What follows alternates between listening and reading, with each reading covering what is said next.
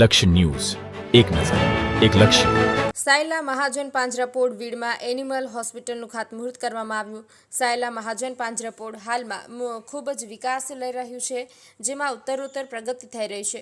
પશુ માટે animal hospital બનાવવાની જરૂરિયાત હતી, જે દાનવીર ભામાશાઓ દ્વારા ધાર્યા કરતાં વધુ સારી બનાવવામાં આવશે.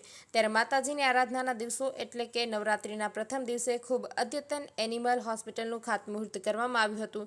એનિમલ હોસ્પિટલનું ખાતમુહૂર્તમાં લીંબડી મોટા મંદિરના મહંત પૂજ્ય લાલદાસ બાપુ, ધજાડા લોમેવ ધામ મંદિરના મહંત ભરત બાપુ, સાયલા લાલજી મહારાજની જગ્યાના મહંત, દુધઈ વડવાડા જગ્યાના મંદિરના મહંત, પૂર્વ કેબિનેટ મંત્રી વિસ્તારના ધારાસભ્ય કિરીટસિંહ રાણા, સાયલાના ઠાકોર સોમરાજસિંહ ઝાલા, દાઢી બાપુ તેમજ અજયરાજસિંહ ઝાલા, કાવેરી એસોસિએશનના પ્રમુખ રૈયાભાઈ રાઠોડ, ગોવિંદભાઈ જોગરાણા તથા મોટી સંખ્યામાં વણિક મહાજન, નામી અનામી સંતો મહંતો, રાજકીય અગ્રણી દાતાઓ ઉપસ્થિત રહ્યા હતા.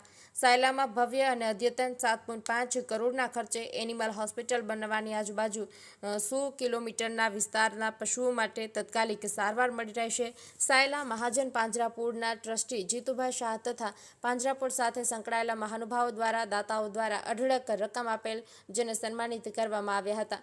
રણજીતભાઈ ખાચર, સાયલા.